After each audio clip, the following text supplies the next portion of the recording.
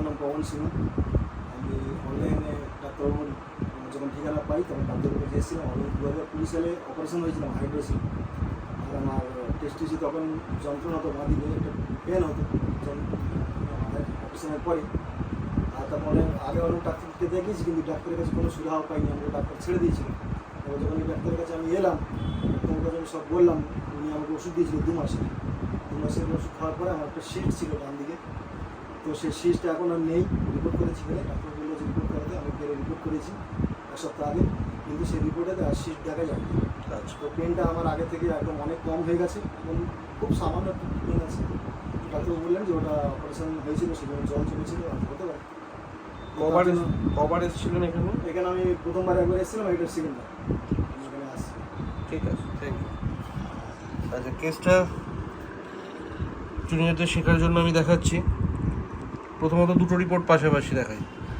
এটা ছিল ওনার প্রিভিয়াস রিপোর্ট 12/4/23-এর। Head of right epididymis shows a clear cyst measuring 16.7 into 9.8 mm. Clear finding patient-এর small cyst in head of right epididymis. আজকের follow up USG কেসটা আমি পেয়েছি অনেকদিন পরে। এটা 12/4/23-এর রিপোর্ট, কিন্তু তারও অনেকদিন পরে পেয়েছি। তার মানে সিস্টের নেচার হচ্ছে এমনিতে গ্রো করা, দ্যাট মিনস এর মাঝখানে নিশ্চয়ই আরও গ্রো করেছিল। তো সাইজটা এটার থেকে অ্যাকচুয়ালি বেশি বড় ছিল যখন পেশেন্ট এসেছিলো এখানে। আর আজকের রিপোর্ট হচ্ছে এটা epididymis, both epididymis appear normal in size. এখানে কিছু ওল্ড ফাইব্রোটিক টিস্যু রয়েছে, যেটা বিভিন্ন ইনফেকশন হয়তো আগে হাইড্রোসিলুনার হয়েছিল, তারপরে একটা তার রেশ থেকে যায়, সেই জন্যই ফাইব্রোটিক টিস্যুগুলো কখনো কখনো থাকে।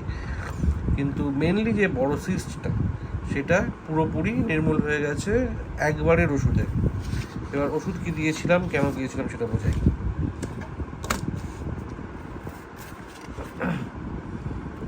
এই কেসটা টিপিক্যাল ক্লাসিক্যাল হোমিওপ্যাথি দিয়ে হয়নি, এটা মাল্টিপল ওষুধ একসঙ্গে প্রয়োগ করা হয়েছে।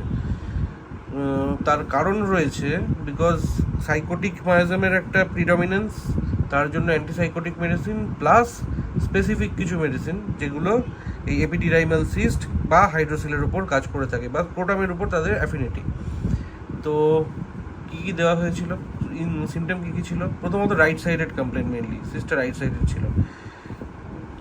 Desire spicy onion, thermal chilly, ইনজুরির একটা হিস্ট্রি আছে, মাউথ আলসার্স রয়েছে, থার্স্টলেস, আবার gastric travel plus aggravation evening, আবার ওয়ার্ডস রয়েছে। তার মানে অনেকগুলো মেডিসিন একসঙ্গে ইন্ডিকেটেড হয়ে যাচ্ছিল ট্রিটমেন্টটাতে। সেই জন্য অনেকগুলোকে শর্ট লিস্টও করেছিলাম।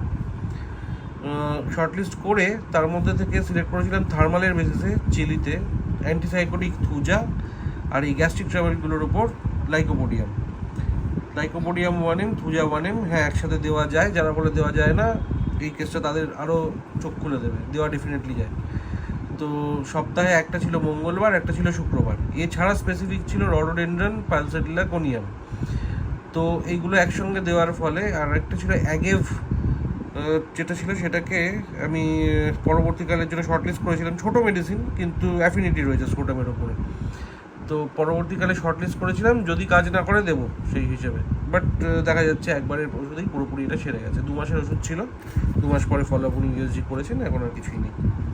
তো এপিডিডাইমাল সিস্ট কী করে কিওর হয় 2 মাসে, সেটা প্রেজেন্ট করার জন্য কেসটা দেখালাম।